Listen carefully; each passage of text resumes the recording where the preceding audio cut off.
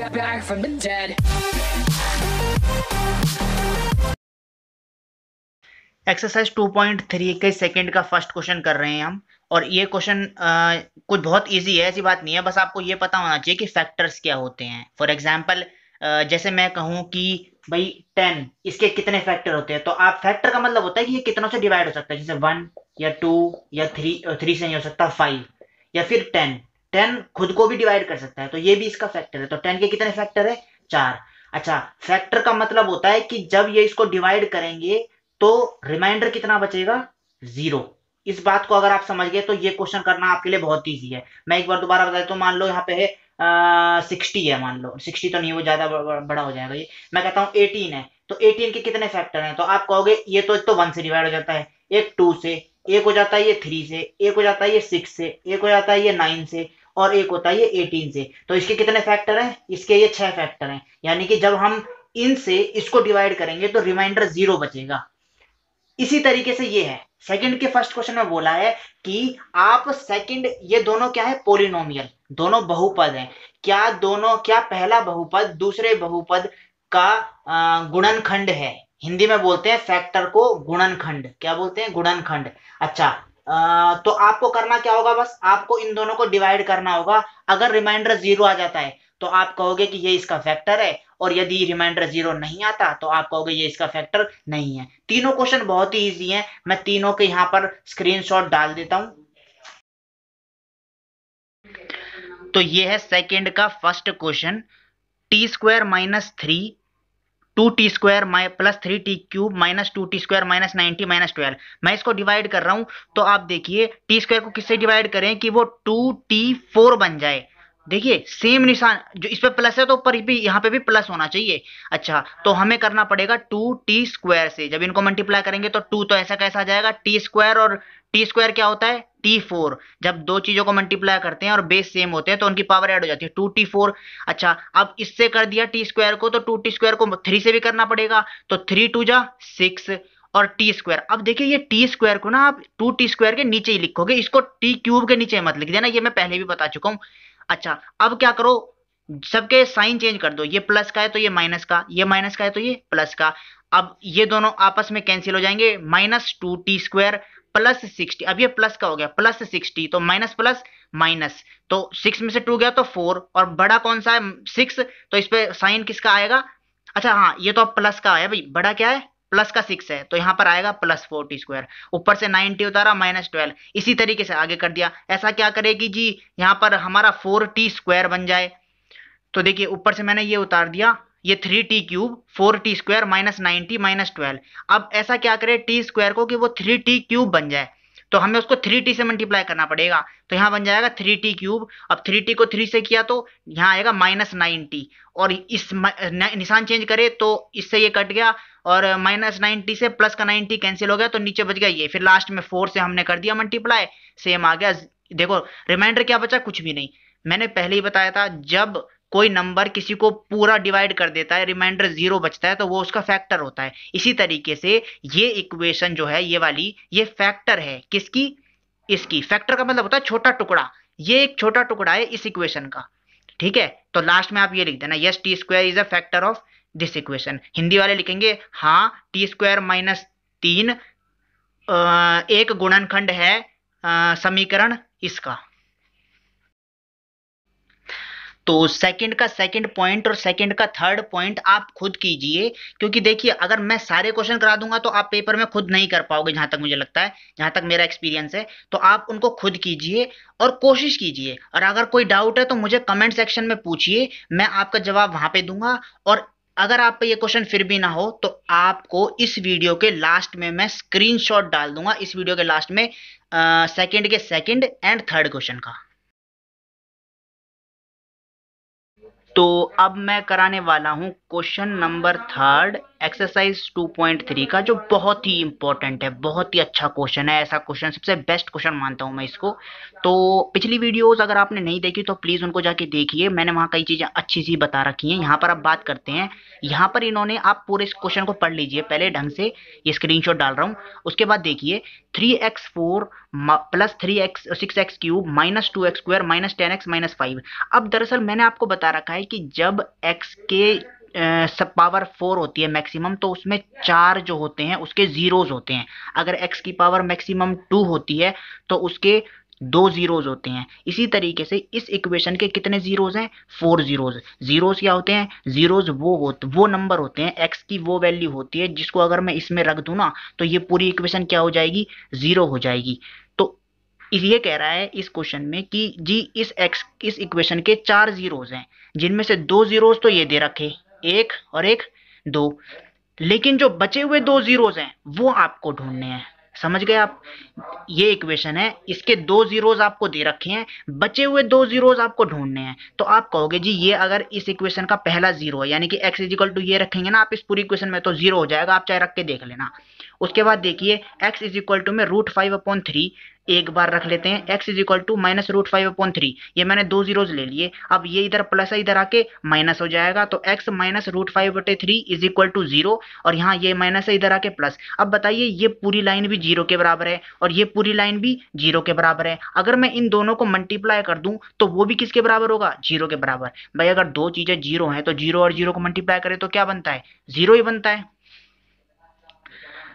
तो आप क्या करोगे, इन दोनों को ऐसे मल्टीप्लाई में लिख लो। अब आप चाहे तो यहां से डायरेक्ट यहां जा सकते हो, लेकिन आप जो है यहाँ, और या तो आप ये फॉर्मूला यूज कर सकते हो या इसको मल्टीप्लाई कर सकते हो। कैसे? देखिए x को पहले x से मल्टीप्लाई करेंगे, x² आएगा, फिर x को इससे करेंगे तो ये आएगा, फिर √5/3 को x से करेंगे तो माइनस √5/3 आएगा, और इन दोनों को करेंगे तो ये आएगा। अच्छा, इससे ये कैंसिल हो गया, बचे ये दोनों। अब देखो स्क्वायर और रूट एक दूसरे के उल्टे होते हैं, ये एक दूसरे को कैंसिल कर देते हैं, ये बन गया। अब देखो मैंने क्या किया, समझो। एक 4 वाली जो इक्वेशन थी x की पावर, उसके 2 जीरोज दे रखे थे, और जब भी 2 जीरोज दे रखे होते हैं तो मैं इक्वेशन बना सकता हूं। ये मैंने एक क्वाड्रेटिक इक्वेशन बना दी, एक द्विघात समीकरण बना दिया। अब मैं क्या करूंगा, मैं इस वाली इक्वेशन को जो ये वाली इक्वेशन है इससे डिवाइड कर दूंगा। भाई एक बात बताओ, ये इक्वेशन कहां से निकली है? इसी में से निकली है। तो ये इसको पूरा पूरा डिवाइड कर देगी, और उसके बदले हमें क्या देगी? एक कोशिएंट देगी, जो कि मैं कराता हूं।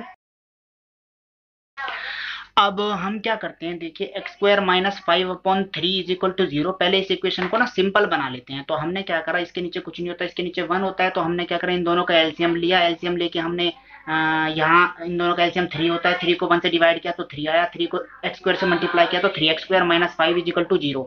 अब ये 3 यहाँ डिवाइड हो रहा है, उधर जाके मल्टीप्लाई हो जाएगा। 0 से कोई भी चीज मल्टीप्लाई हो जाए तो वो 0 हो जाती है। अब हमें ये इक्वेशन मिल गई क्वाड्रेटिक, इसको उससे डिवाइड करेंगे, तो मैं इसको यहाँ लिख देता हूँ 3x²। अच्छा, अब बताइए कि 3x² को किससे मल्टीप्लाई करूं कि 3x का 4 बन जाए। तो देखो 3 तो यहाँ पहले से ही है, बस हमें x² से मल्टीप्लाई करना है, तो यहाँ 3x 4 बन जाएगा। अब इससे कर दिया तो इससे भी करना पड़ेगा, तो 5 को x² से करेंगे तो माइनस का 5x²। अब ये दोनों सेम निशान है, इसके निशान चेंज कर दो। अगर साइन चेंज होंगे तो दोनों के होंगे, वरना किसी के नहीं होंगे। ये माइनस, ये प्लस, तो इससे ये कैंसिल हो गया। प्लस के 5 में से माइनस का 2 गया, तो प्लस का 3x² बचा। देखिए ये प्लस का 5x² है और ये माइनस का 2, यानी कि यहाँ पर x² तो 5 है और यहाँ x² कितने हैं? 2। 5 में से 2 गए तो 3x² बचेंगे। ऊपर से उतरा 6x³। अच्छा, माइनस का 10x माइनस का 5। अब बताइए कि मैं उसको 3x² को किससे मल्टीप्लाई करूं कि 6x³ बन जाए। भाई बताओ, 3 को अगर मुझे 6 बनाना है तो मुझे 2 से मल्टीप्लाई करना पड़ेगा, तो यहाँ मैं करूंगा प्लस के 2, और साथ में देखो x² को x³ बनाना है तो एक x और लगा दूंगा, तो यहाँ आ जाएगा 6x³। अब 2x को मैं 5 से और करूंगा, तो 5 2 जा 10, माइनस का 10x, ये आ गया माइनस। साइन चेंज करे तो ये दोनों आपस में हो गए कैंसिल, बच क्या गया? 3x² minus 5। अब बताइए दोनों एक ही है, तो बस 1 से मल्टीप्लाई कर दो, ये बन गया। मैं आपको पहले ही बता दूं, अगर आपका ये पूरे तरीके से यहाँ पर कैंसिल नहीं होता ना किसी भी क्वेश्चनों में ऐसे, तो इसका मतलब आपने डिवाइड में कहीं ना कहीं गलती कर दी है। अब करते हैं हम इसके आगे।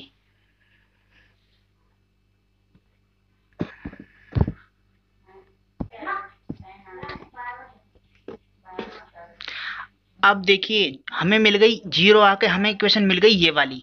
अब हम इस इक्वेशन से भाई हम क्वाड्रेटिक इक्वेशन से कितने जीरोस निकाल सकते हैं? दो। देखो ये इक्वेशन दे रखी थी, इससे पहले ही हमें दो जीरोस दे रखे थे और हमने अब ये निकाल लिया, बचे हुए दो जीरोस इससे निकालेंगे। X square plus 2x plus 1 is equal to 0। इन दोनों को मल्टीप्लाई करो तो एक्स स्क्वायर आता है। ऐसा क्या है, मल्टीप्लाई करें तो एक्स स्क्वायर आए और प्लस माइनस करें तो 2 आए। तो ऐसे क्या होते हैं, x मल्टीप्लाई एक्स। देखिए अगर मैं इनको प्लस कर दूं तो 2x बन जाता है। क्या बन जाता है? 2x। X square plus x plus 1 is equal to 0। तो इन दोनों में क्या कॉमन है? x कॉमन है। तो यहाँ इसमें से एक x बाहर चला गया, एक बच गया यहाँ पर, ये x बाहर गया तो 1 बचा। प्लस में इन दोनों में से 1 कॉमन आ गया, x plus 1 is equal to 0। x plus 1 तो हमने यहाँ लिख दिया और ये x प्लस 1 एक बार लिख दिया इज इक्वल टू 0। तो यानी कि हमारे पास x प्लस 1 का क्या आ गया? Square is equal to 0। भाई जब दो सेम चीज होती है ना तो हम पावर चढ़ा देते हैं। अब बताओ स्क्वायर है, उधर जाके रूट बन जाएगा। अब 0 का रूट तो 0 ही होता है, तो x plus 1 is equal to 0। तो x आ गया -1।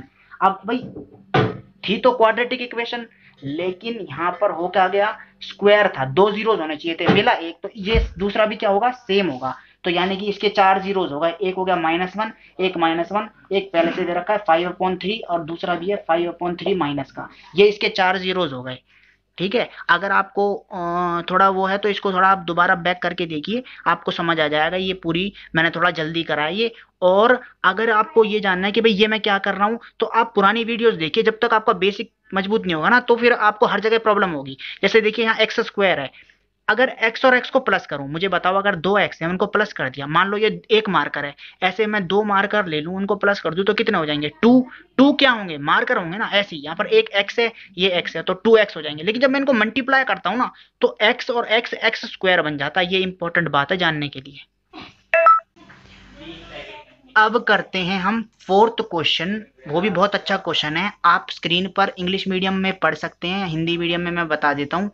x³ - 3x² plus x plus 2 को gx से भाग देने पर, यानी कि डिवाइड करने पर भागफल तथा शेषफल क्रमश ये होते हैं x प्लस x, x -2 और -2x प्लस 4।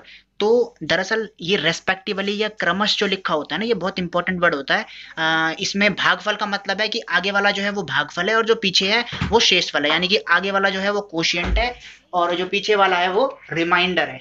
अब जैसे मैं बात करूं यहाँ पे x -2 और माइनस का 2x प्लस 4, यानी कि ये तो भागफल है, यानी कि ये तो कोशिएंट है और ये रिमाइंडर है। तो अब हम क्या करते हैं, इसको हमें निकालना क्या है, gx। और gx क्या होता है, हम जिससे डिवाइड करते हैं। देखो समझाने के लिए मैं बता दूं, ये ऐसे कहना चाह रहे हैं कि ये तो gx है जी, ठीक है, और ये क्या चीज है, x³ - 3x² plus x plus 2, ये है जिसको हम डिवाइड कर रहे हैं। भागफल यानी कि ये x -2 और जो सब बच के लास्ट में रिमाइंडर बचता है वो क्या है, 2x प्लस 4। तो आपको क्या करना होगा, बहुत ही सिंपल है, कोई ज्यादा बड़ी बात नहीं है। देखिए अब ना आपने पहले मैंने सिखा रखा है आपको कि जी एक वो होता था px इज इक्वल टू में qx into gx plus rx, ये वाला मैंने रूल सिखाया था पिछली वीडियो में, नहीं देखी तो आई बटन पर क्लिक करके देख लो। देखो x³ - 3x² plus x plus 2, ये पूरी इक्वेशन है, तो ये हमने इधर लिख दी। उसके बाद इसने बोला भागफल यानी कि कोशिएंट ये है, इसको जब हम डिवाइजर से यानी कि भाजक से मल्टीप्लाई करते हैं और फिर इधर क्या होता है, रिमाइंडर। तो आप क्या करो, इसको इस तरीके से लिख के इस सब को उधर ले जाओ। तो जब ये -2x है उधर जाके +2x हो जाएगा, ये +4 है उधर जाके माइनस, x³ तो ऐसा ही ऐसा उतार दिया, 3x² ऐसा उतार दिया, ये x और ये 2x, तो ये बन गए 3x + 2 - 4 -2 बन गया। अब ये x -2 क्या हो रहा है gx के साथ, ये हो रहा है इसके साथ मल्टीप्लाई, पूरा मल्टीप्लाई हो रहा है, और ये वहां जाके क्या हो जाएगा, डिवाइड। अब हमें इस क्वेश्चन को ये सॉल्व हो जाएगा, जैसे आप इन दोनों को डिवाइड करोगे ना, वैसे ही आपको क्या मिल जाएगा, gx मिल जाएगा। अब डिवाइड आप करिए इस स्क्रीन को पॉज करके।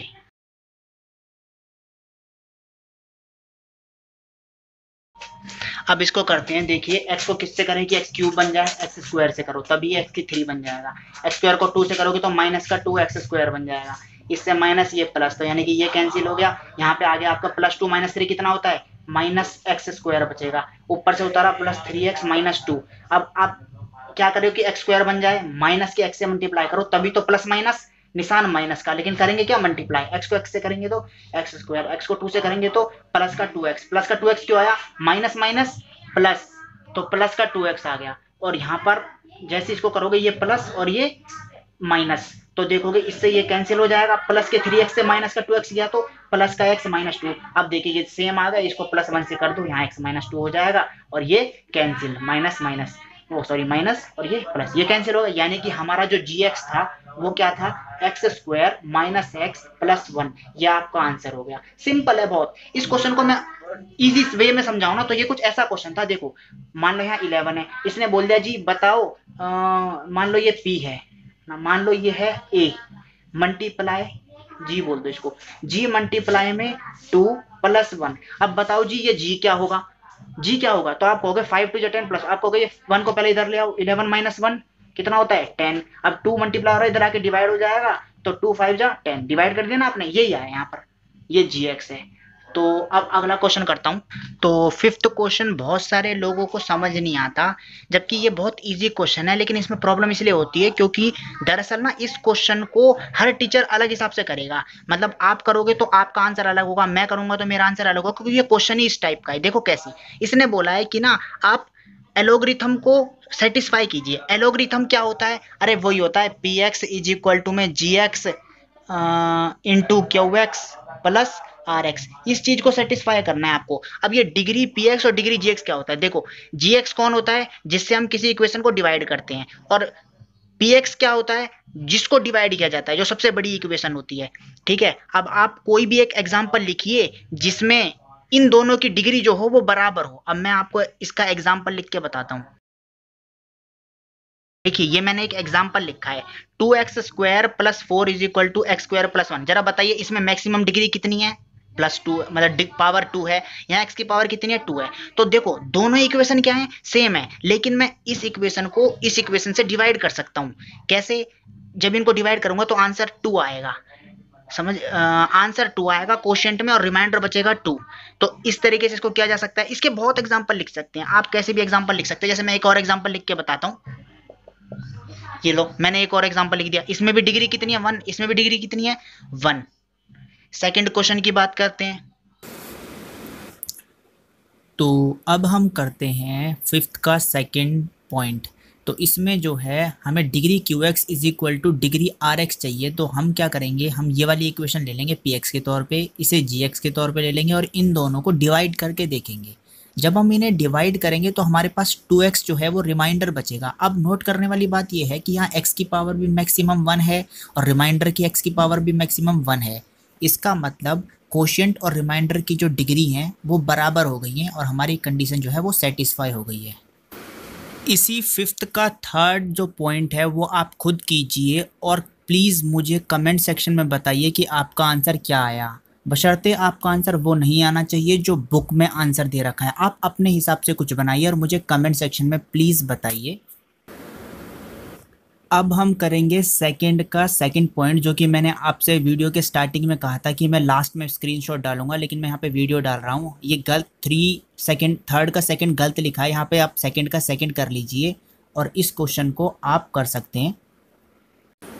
सेकंड क्वेश्चन का जो थर्ड पॉइंट है इसी एक्सरसाइज का, वो भी मैं यहाँ पर डाल दूंगा।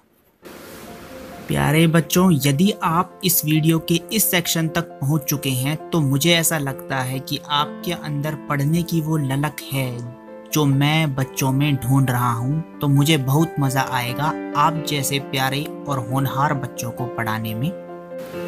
आज हमारी 2.3 जो एक्सरसाइज है वो कंप्लीट हो जाएगी और इसके बाद जो नेक्स्ट एक्सरसाइज शुरू करनी है वो आप मुझे कमेंट सेक्शन में बता सकते हैं कि मुझे कौन सी एक्सरसाइज शुरू करनी चाहिए। इन वीडियोस को बनाने का मकसद सिर्फ एक है कि वो बच्चे जो ट्यूशन अफोर्ड नहीं कर सकते, वो बच्चे जो स्कूल में टीचर्स से कुछ भी पूछने में हिचकिचाते हैं और वो बच्चे जिन्हें स्कूल के टीचर्स का कुछ समझ नहीं आता, उनके लिए मैं ये वीडियोस बना रहा हूँ। इस वीडियो को लाइक ज़रूर करना, क्योंकि आपका लाइक मुझे हौसला देता है कि मैं ऐसे ही और वीडियोस आपके लिए लाता रहूँ, क्योंकि जब आप खुश होते हैं तो मुझे खुशी होती है। Thank you so much.